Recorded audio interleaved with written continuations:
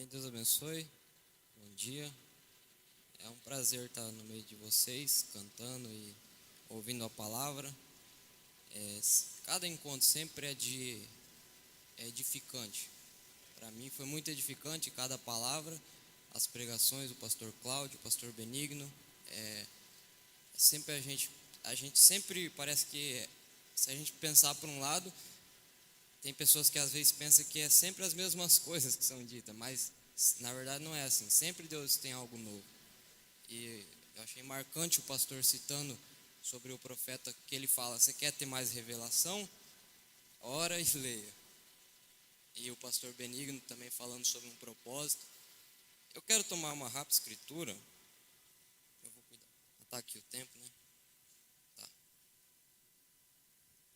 Eu quero tomar uma rápida escritura, falar um pouco sobre influência. Peço que os irmãos tenham um pouquinho de paciência comigo. Às vezes eu enrosco algumas palavras. Eu quero tomar Mateus 18, uma rápida escritura, versículo 10. Jesus, ele diz assim: vede, não desprezeis algum destes pequeninos, porque eu vos digo que os seus anjos nos céus sempre veem a face de meu Pai que está nos céus. Porque o Filho do Homem veio para salvar o que se tinha perdido. Que vos parece se algum homem tiver 100 ovelhas e uma delas desgarrar? Não irá pelos montes deixando as 99 em busca da que se desgarrou? E se porventura achá-la, em verdade vos digo que maior prazer tem por aquela do que pelas 99 que se não desgarraram. Assim também não é a vontade de vosso Pai que está nos céus que um destes pequeninos se perca. Então, primeiro ele fala sobre os pequeninos aqui no versículo 10. Vê que esses pequeninos, eles sempre tem um anjo que sempre está contemplando a face do Pai. Então isso é uma teofania. Eu quero falar um pouquinho sobre influência, porque nós vivemos sobre um governo desse mundo, sobre um império, que ele é feito de forma para manipular, de uma forma muito estratégica para manipular a mente das pessoas. Tem dois espíritos que se vê muito fácil na sociedade, se você parar para pensar um pouco, que são pessoas leigas, não tem realmente conhecimento, não tem, sem querer ofender ninguém, mas não tem às vezes muito estudo, não tem um pensamento filosófico. E tem outra classe de pessoas que são as pessoas que têm um pensamento filosófico acerca de algo, que elas observam aquelas pessoas que não têm, elas pensam que estão acima porque elas conseguem raciocinar e elas se baseiam nos grandes filósofos e etc. Só que também elas estão debaixo de um governo e de um espírito, estão sendo controladas. E até algumas pessoas falam, tem algumas pessoas que elas têm um pensamento filosófico e elas acusam as que não têm. E falam, essa é uma geração de pessoas que não lê, que não arrazoa, ignorante. E também não é certo, porque nós devemos ter um conhecimento, como o pastor estava falando ontem. Nós temos que ser o povo mais com conhecimento, mas não conhecimento científico, mas pela fé. Só que essas pessoas que têm esse conhecimento filosófico, elas também estão debaixo de um governo.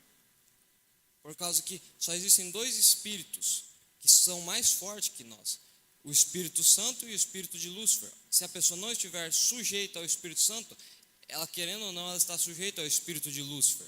Ela pode ser a pessoa mais inteligente, ela pode vestir gravata, ela pode vestir uma roupa bonita, ela pode falar de forma a fazer as pessoas segui-las, mas ela está debaixo de um espírito. Se ela não tiver o Espírito Santo, ela está sendo controlada. E nós vivemos num tempo em que essa Babilônia mistério está sobre a terra. E o profeta ele mostra que, como foi no começo da Bíblia, da mesma forma foi no meio da Bíblia, e dessa mesma forma é hoje no fim da Bíblia, onde nós vivemos. E Jesus Cristo ele diz sobre esse anjo que está no céu, que sempre contempla a face do Pai. Isso é uma teofania. O que deve nos influenciar são nossas teofanias. A teofania é um corpo celeste, é um corpo perfeito. Adão, ele era unido com sua teofania. Por isso, ele podia chamar o leão de leão, a ovelha de ovelha, porque ele sabia qual era a vontade do Pai, ele sabia atuar de acordo com o reino celeste de Deus, porque ele conhecia a vontade do Pai. Se a gente observar, existem quatro formas de pessoas nascerem. A primeira foi Adão. São nascimentos exclusivos de Adão, que foi formado do pó da terra, de Eva, que foi feita, de Jesus Cristo, que ele foi um nascimento virginal, de Maria, e o outro é nós. Todos nós nascemos debaixo do pecado. Quando Adão ele falhou, ele condenou toda a raça humana. Mas você pensa comigo, quando Deus colocou Adão sobre a terra, a Bíblia não diz que ele formou Adão, a Bíblia diz que ele criou Adão, aí depois formou do pó da terra e colocou aquele espírito de vida nele. Então Adão ele era uma criação, mas quando foi para Eva, ele tirou da costela de Adão. Por que ele não criou Eva? Se ele houvesse criado Eva, Eva não cairia, porque ela seria um produto perfeito, ela não poderia cair, mas ele formou Eva. Nenhum sangue de nenhum animal se mistura com o sangue humano, exceto o sangue daquela serpente, ela se misturava com o sangue humano. E Deus permitiu com que Satanás se encarnasse na serpente. Deus queria que Adão caísse, porque Deus tinha um plano, porque a Bíblia diz, as únicas coisas que a Bíblia diz de antes da fundação do mundo, é que os nossos nomes estavam lá no livro, desde que foi escrito desde antes da fundação do mundo, e que o Cordeiro foi imolado desde antes da fundação do mundo. O Cordeiro já estava morto na mente de Deus, e se não houvesse um caminho para o Cordeiro nascer, que era Jesus Cristo, o plano de Deus não seria cumprido. Então a queda do homem formou um caminho para o nascimento de Jesus Cristo. A queda do homem, quando o homem caiu e a serpente se misturou com o sangue da mulher e formou uma raça caída, aquilo abriu um canal para que pudesse haver o nascimento de Jesus lá para frente, porque Deus tinha um plano por trás. E aí, Deus já tinha uma teofania de cada um de nós, lá nos céus. Quando o irmão Brana, ele tem a visão de além da cortina do tempo, a Bíblia, o profeta diz que, ele conta que a experiência que ele vai ao céu e vê Hope, ele diz que ela tinha o mesmo cabelo que ela tinha aqui na terra, ele diz que ela tinha a mesma altura, que ela era idêntica a Hope que o irmão Brana conheceu, e quando ele viu ela lá no céu, ela era idêntica a que ele conhecia aqui. Eu pergunto para vocês, qual foi primeiro, a Hope que o irmão Brana conheceu na terra, ou a que estava lá no céu, que ele viu além da cortina do tempo? Qual foi primeira? A que estava lá no céu, porque era um corpo teofânico. Ou seja, quando foi o nascimento de Jesus Cristo, foi mais fácil do que o nosso, porque Deus criou uma semente ali para formar um corpo como Deus queria, mas o nosso Deus teve que calcular, desde lá de Adão, e quando a gente foi nascer, havia milhões de sementes, mas só uma específica, que poderia formar um corpo, que era idêntico ao corpo que você tinha lá no céu, que era um corpo teofânico, era única, e Deus, um poder divino guiou para que houvesse um nascimento, e formasse um corpo, que seria uma representação perfeita daquele corpo que a gente tinha lá no céu, que era uma teofania. E quando nós nascemos aqui, nós nascemos no choque do pecado, mas já há uma teofania, que é perfeita à imagem do Pai, que nós devemos ser influenciados por ela, e ela, nós vamos nos alinhando com ela, e ela vai nos influenciando, a que nós sejamos a imagem que ela é. Só que, eu vou cuidar meu tempo para não passar, estou em 9 minutos, quando a gente nasceu, houve um choque, porque quando Daniel foi para a Babilônia, Daniel e seus amigos, observe bem isso, já vou encerrar. Quando Daniel ele foi para a Babilônia com seus amigos, a primeira coisa quando ele chegou lá, foi mudar os nomes, porque não era Sadraque, Mesaque nem Abednego, aqui, esses são nomes babilônicos. Um era chamado de Ananias, o outro de Misael e o outro de Azarias. Mas daí o rei da Babilônia ordenou, você não vai mais chamar Ananias, seu nome vai ser Sadraque. Misael, seu nome não será mais Mesaque, mas será Misael, seu nome não será mais Misael, mas será Mesaque. e Azarias, seu nome será Abednego. Então eles tinham um nome que os identificava com a tribo de Judá, eles tinham um nome que os identificava com Abraão, e por aquele nome que ele tinha, ele sabia, eu sou Ananias, e eu descendo de Abraão, eu sou um filho de Abraão. Mas quando ele foi para a Babilônia, mudou-se o nome, e nome é identificação, mudou-se o nome, e agora ele era um cidadão babilônico. E não só isso, mas também eles tinham conhecimento de Deus na terra que eles viviam lá em Judá. Mas quando eles chegaram na Babilônia, a Bíblia diz que eles foram ensinados a língua dos caldeus, e foi ensinada as letras e as línguas dos caldeus. Eles foram instruídos em toda a astrologia e toda a sabedoria dos caldeus. Por quê? Porque eles estavam debaixo do império babilônico, e este mundo também nos instruiu com toda a sabedoria satânica desse mundo. Desde quando nós fomos para a escola, Satanás já tem um império para formar na mente das pessoas o que ele quer. E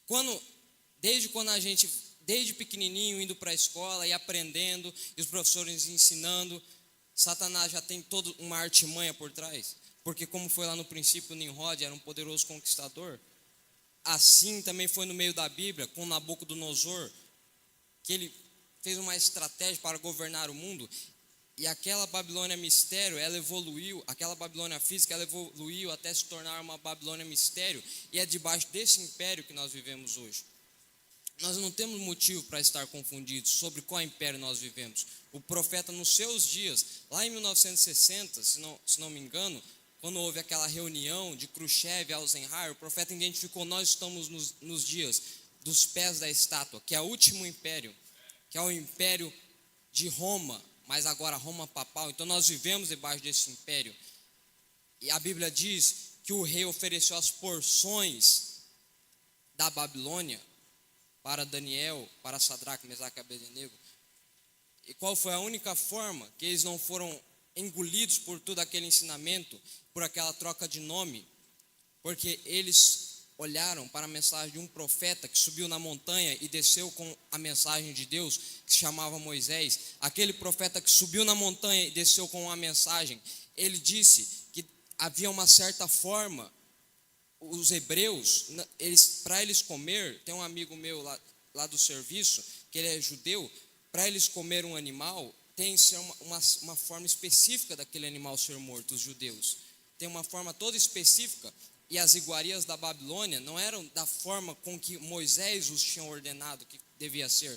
Então eles olharam para a mensagem de um homem chamado Moisés, e nós temos um homem chamado Irmão Brana, que foi o profeta dessa era, que nos instruiu em toda a revelação, e subiu no monte pôr do sol, e desceu, e abriu os 7 selos, Deus através daquele homem. E aqueles jovens hebreus, eles olharam para a mensagem de um homem, do profeta do primeiro êxodo, que se identificou todo o povo, mostrou qual era a terra que o povo ia possuir, e os trouxe uma mensagem, e eles permaneceram firmes. A Bíblia diz que Deus abriu um canal para eles, para que eles pudessem permanecer ali na Babilônia, e eles continuaram, mesmo em meio à Babilônia, mas eles sabiam qual era o nome deles, eles sabiam qual era a identificação deles, eles sabiam que eles não eram cidadãos do Mato Grosso do Sul apenas, ou do Brasil, ou do Paraguai, mas eles eram cidadãos de Judá, de um reino celestial, de um império celestial, porque eles foram instruídos por um profeta de um êxodo. E nós vemos hoje na mensagem do profeta do terceiro êxodo. E o profeta, ele veio, e ele identificou-se, ele mostrou que aquela era a segunda vinda de Cristo, porque lá em Atos capítulo 1, Jesus Cristo subiu aos céus, e depois que ele subiu, os discípulos estavam todos olhando, e talvez confusos. Então os homens vieram e falaram para eles: por que estáis olhando? Da mesma forma que ele subiu numa nuvem, ele há de descer. E em 1963 iniciou-se a segunda vinda de Cristo, e da mesma forma que ele subiu, ele desceu numa nuvem, e formou o rosto de Cristo. E o profeta captou, porque ele era um homem comissionado a cumprir a primeira parte da segunda vinda, porque a segunda vinda é alarido, voz de arcanjo, trombeta de Deus. E o profeta veio, cumpriu o alarido, ecoou um alarido, Agora, nós estamos na mensagem depois dos dias do profeta. E que nós devemos fazer? Apenas olhar para o profeta e dizer que ele cumpriu alarido? Não, nós temos que saber qual é a nossa mensagem do nosso dia. Que Deus nos chamou para cumprir uma mensagem, que é a voz de arcanjo. Então, essa parte do mistério está conosco. O programa de Deus está se desenrolando, está continuando, e nós somos os sobreviventes vivos, nós somos os descendentes vivos de Abraão, não a igreja católica, como eles se dizem, a igreja única, a igreja verdadeira. Não, nós nos identificamos desde Abraão, desde Adão nós podemos identificar, porque de Deus veio Adão, e de Adão veio Abraão, e de Abraão veio Isaac, Jacó, Judá, e de Judá veio Davi, de Davi veio Cristo, e de Cristo veio Paulo, Irineu, Martim, Columba, Lutero, Wesley, William Branham, e de William Branham, pastores que sabem onde o Cristo estava na primeira vinda. Quem sabia onde Cristo estava? Pastores, onde ele havia nascido. Nessa segunda vinda, os pastores sabem onde o Cristo nasceu, eles mostram ao povo, e o povo sabe onde o Cristo está. E nós somos os descendentes vivos desde Abraão, desde o tempo deles. Nós somos os descendentes vivos que nos identificamos, e a fé, a mesma Bíblia que William Branham empunhou, agora nós empunhamos a mesma Bíblia, e o mesmo Deus que ele tinha. Não apenas reconhecer Deus nos dias dele, mas Deus nos nossos dias. Isso é o mais importante, reconhecer a mensagem do dia e da hora. E é por isso que nós devemos ser influenciados. Amém? Deus abençoe. O tempo acabou. Deus abençoe.